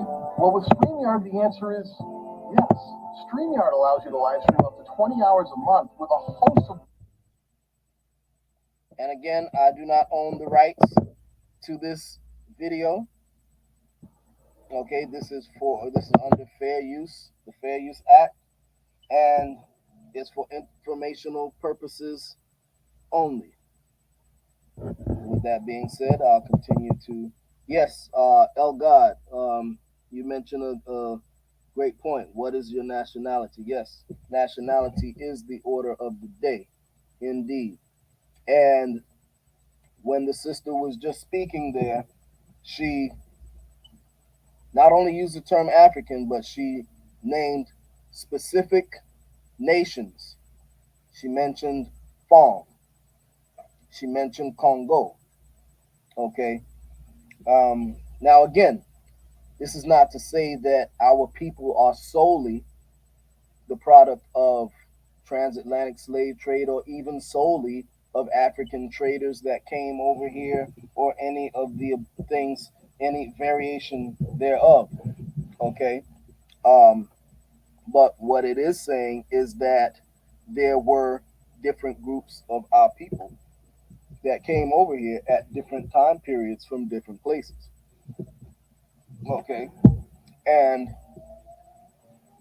this is the topic that we're getting in at Stephen Carter, Michael Hampton, and those other ones who seem to be solely playing up the African side and dismissing the American Indian aspect. Okay, with that, I will continue. So the terms voodoo and hoodoo has gotten a lot of attention in the past 15 or 20 years, and even more attention recently.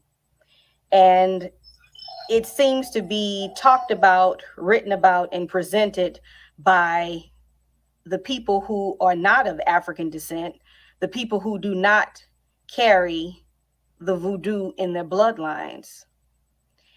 And so, for all of us who are of African descent, it is very important at this time that we learn what we can about our traditions, that we preserve them, and that we begin to speak about them and document them. Because all too often in our history, our traditions are being documented and spoken about by people who are not a part of the traditions, who are not a part of the culture. Our traditions, our culture needs to be documented by us, spoken about and taught by us to us. So voodoo and hoodoo, both are present here in Louisiana. You have voodoo, you have hoodoo, and a lot of times those terms have been used interchangeably by some of our elders. Now, a lot of people, due to what's in movies right now, due to what's online right now, all of these classes, books, etc., believe that voodoo is a religion and hoodoo is simply magical practices that do not contain spirit at all. That is misinformation. Both voodoo and hoodoo contain spirit, they contain ancestors and ancestor communication, they contain the divine forces of nature, and they contain spirit medicine. The differences in the two don't have to do with the definition, it has to do mostly with the origins of the enslaved Africans who were responsible for bringing these systems, where these enslaved Africans came from. So whenever you're looking at the different African nations, everybody has their particular expression of how they practice spirituality and religion. So one person in one region practices differently, may call things different names, different titles, different terms, but there are lots of similarities. So voodoo and hoodoo, the difference between the two has nothing to do with one being a religion and one not being a religion. they have to do with the origins of the people, the difference between Ewe, Fan, Congo, Akan, and so on. So if you were to come to New Orleans right now and you were to look for voodoo, the first thing that you would see would be a lot of misrepresented tourism. Now, I think that tourism can be used as a tool for teaching. I think it's okay to present this topic to people who may not live in this region, who want to know about voodoo, and particularly people of African descent who want to know about voodoo. The problem here is that most of what's being presented is being presented by people who are not a part of the culture, who did not grow up in the tradition, and who are not of African descent. A lot of the ideas that they present have nothing to do with voodoo as a religion or as a tradition. It has to do with a lot of crazy concepts, a lot of entertainment, and like I said, nothing that has anything to do with anything real. A lot of the real voodoo had to go underground. It was illegal for a time, and even after it was illegal, even still today, you get looked down upon, you get judged by people in the community because you practice. So a lot of people choose to practice, underground. A lot of voodoo today has been preserved in the rural areas of Louisiana as well. So for all people in the United States of African descent, if you're wanting to know where are the remnants of what your ancestors brought here to the United States, it is not gone, it's not lost, it's not like we didn't have anything or we don't have anything. You can find that African culture within the Afro-Creole culture of Louisiana. You can also find it within Gullah culture. It is our job, it's our responsibility to maintain and preserve these traditions, to maintain and preserve this religion. It is our obligation to pass this on and to teach this. And this doesn't just have to do with people who are in Louisiana, who were born in Louisiana, or, as far as Gullah culture, who may be born in South Carolina. This has to do with all of us. When you're thinking about Afro-Creole culture in particular, and you think about Louisiana, we have to remember that before 1803, what was known as the Louisiana Territory took up 1/3 of the United States. So St. Louis, Black folks in St. Louis, you are a part of us. All along the Gulf Coast, what was known or what is known as New Orleans voodoo or Louisiana voodoo was practiced by these regions all along the Gulf Coast. New Orleans is a port city. So Texas, Louisiana, Alabama, Mississippi, Florida, you are a part of us. And let's not forget all of the people of African descent who live who live on the West Coast, who live on the East Coast. You're not exempt from this. Most people that I speak to who may be from California, and particularly Oakland, a lot of them have parents and grandparents or even great-grandparents who came from Louisiana, who came from Texas. You are a part of us. A lot of people in Chicago, you have parents, grandparents, great-grandparents who came from Louisiana. You are a part of us. A lot of people in New York, the same thing. Parents, great-grandparents, grandparents. You are a part of us. So this belongs to us all. I definitely want to come back and bring some more information. Okay. So again, this is not to say that this is the story of all of our people, okay? But I always say that genealogy is personal. And a lot of people who want to say, oh yeah, we're just just because you're highly melanated, you're indigenous. No, it's not necessarily so. We all have a different story. Okay. Um, because of the fact that there were Africans who came here. Okay. Now, we can say, of course, yes, um, when those Africans did come over here, they married into the indigenous, highly melanated people that were already here. Yes. Okay. Um, but that's not everyone's story. Some of us may have that mixture, others may not. Some may not have an African admixture. You have to do your own genealogy to see what your genealogy is. What your genealogy is going to be different from the next person. Your genealogy is going to be different than my genealogy. Genealogy is personal. Okay? And to just use a blanket statement to say that everybody has the same genealogy is ridiculous. Okay? What about someone uh who has a parent that migrated that immigrated here from somewhere on the continent, Cameroon, Ghana, or Kenya, or something like that. Do they have the same genealogy as you?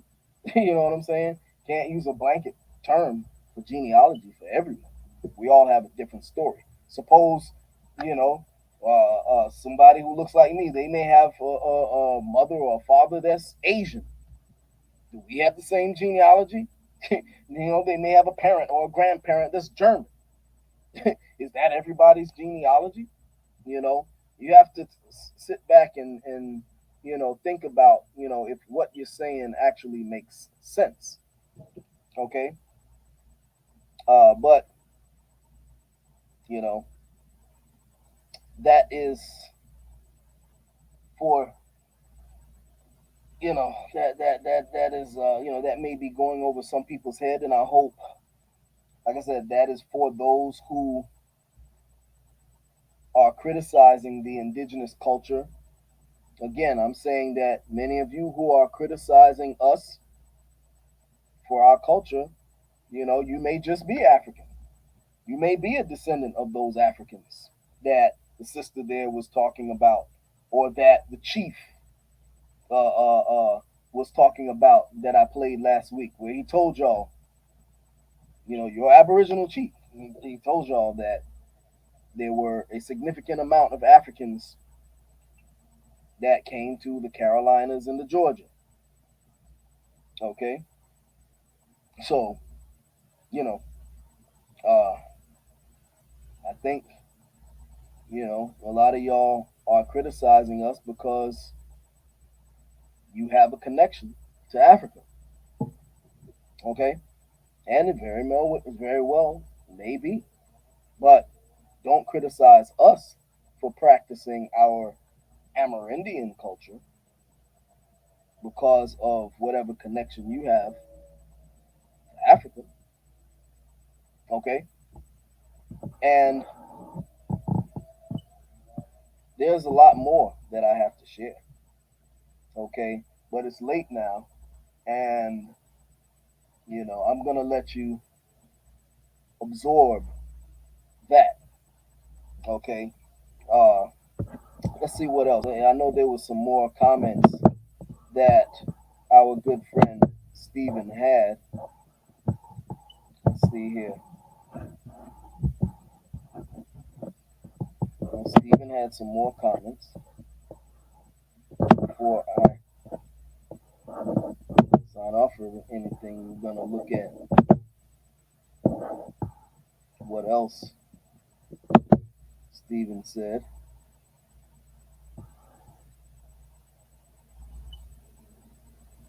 So yeah, here, share the screen.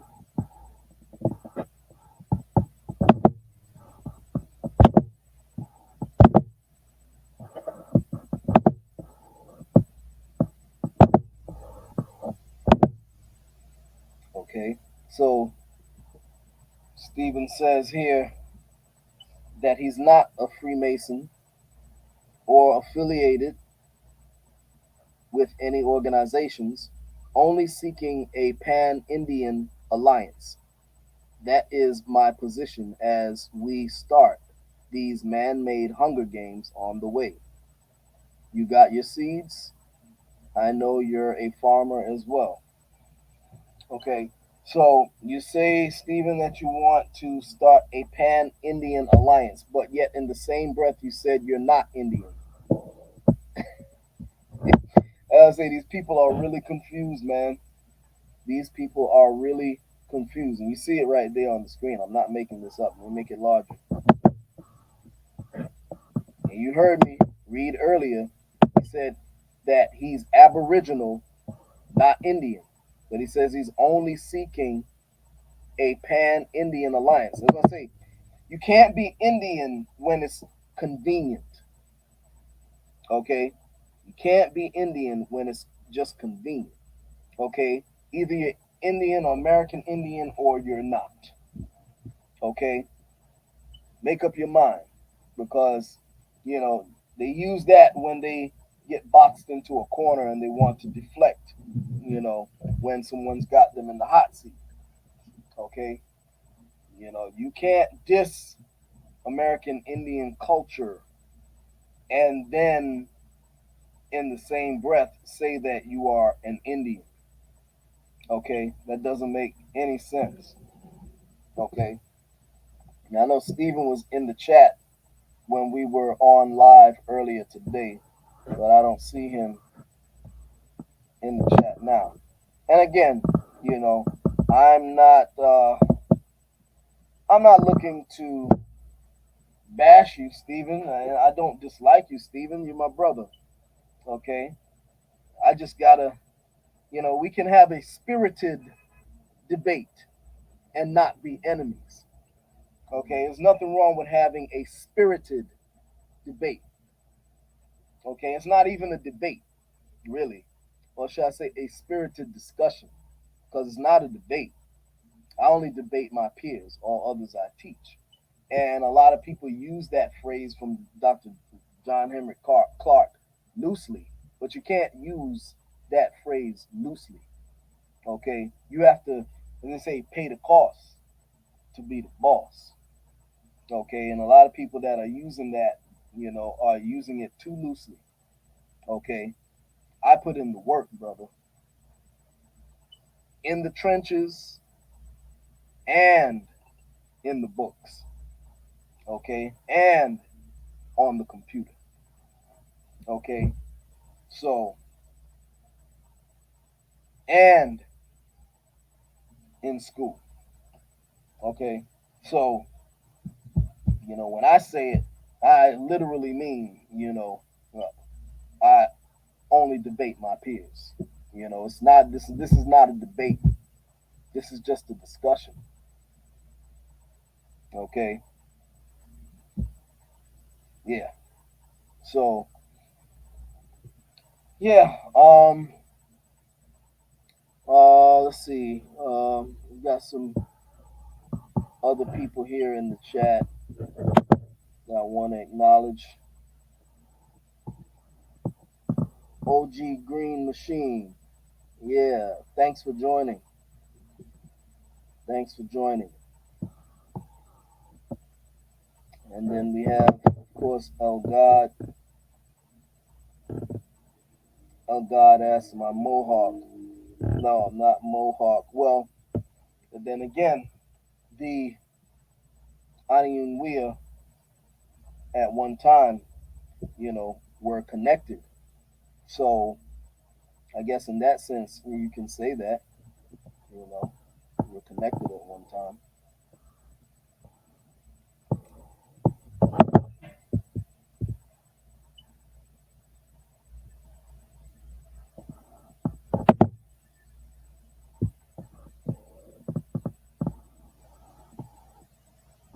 OG Green and let's see who else. Firebird probably is probably not with because she's probably gone to sleep by now. And cousin Awanasa, thank you for joining.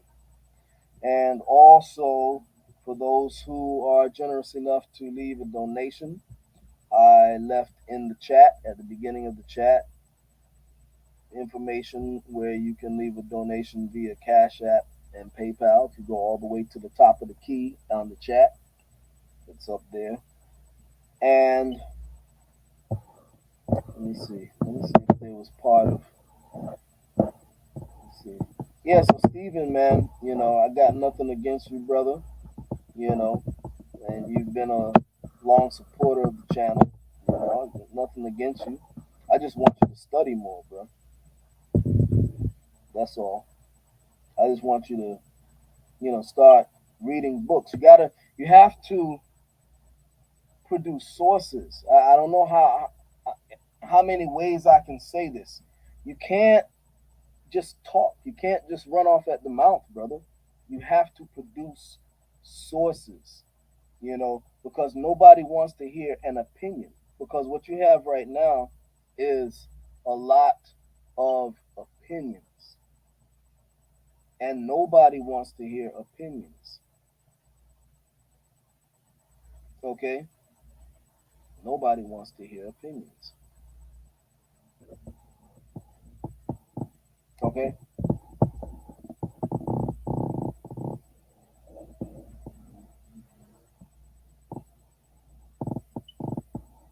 Let's see what else. Did I leave any comments out? I'm just looking at some of what.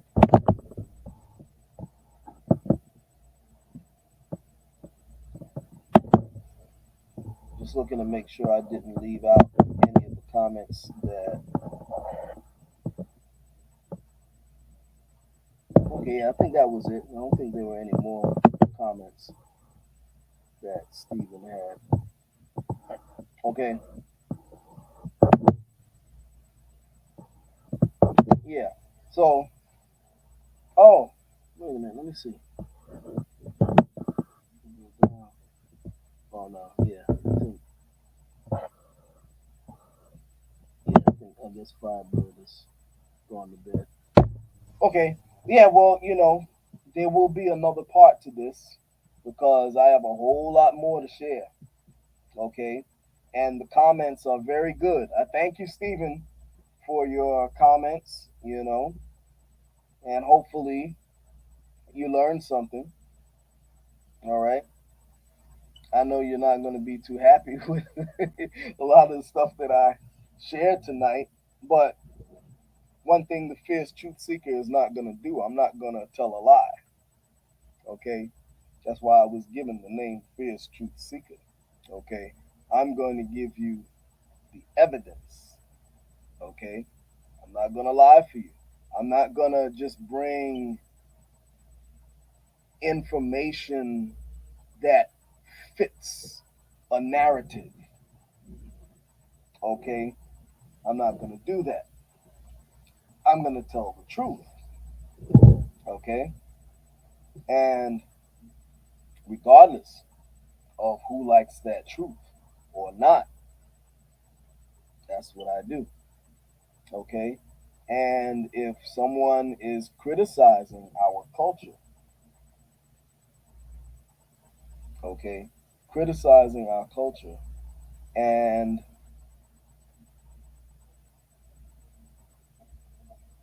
bad mouthing elders and things of that nature, disrespecting elders and things of that nature, I'm going to address it. Okay? And that's why I'm going in so hard, because when you disrespect elders and guests that I have on the show, I'm going to go in. Okay? Real hard. You understand? And that's what happened. That's what started this discussion. Okay? For those who are new in the discussion, you're disrespecting guests that I have on the show based on their phenotype. Okay. And it's very ignorant to judge. You don't know what someone is just based on phenotype. Okay. I can throw out 1,000 pictures of people that you would misjudge based on phenotype. Okay. So it's ridiculous to judge someone based on phenotype when you don't know them from Adam. Okay. From Adam. Okay. And on the flip side, how would you like it if someone was to judge you based on phenotype? Okay. So,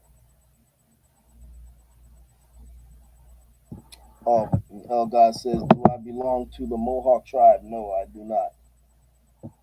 Okay. I don't tell the tribe that I belong to because I am not here representing my tribe. I am representing myself. Firebird, she's not going to tell what tribe she um, is a part of because she is representing herself, okay, as well. All right. But we are, uh, both of us, Firebird and myself, have many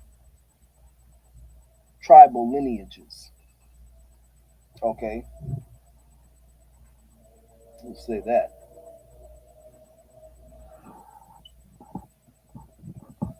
Okay. So, anyway, let's see. Yeah, I think that's it. So we'll probably go live again on, well, I know we'll be on Sunday for the spiritual um, show, okay, where I do the sermons on sacred sun days, okay, the healing ministry. We do our sacred sun days on Sunday. So, yes, we will be back then. I don't know. I may do another live tomorrow, maybe, perhaps. But I know for sure Sunday. Okay, so on that note, I'm going to sign off. And I thank everyone who joined us in the discussion. Okay, all of the supporters. And again, if anyone is generous enough to leave a donation, I left at the top of the chat where you can leave a donation via Cash App and PayPal. Okay, so on that note, I'm gonna sign off saying, "Doda dog,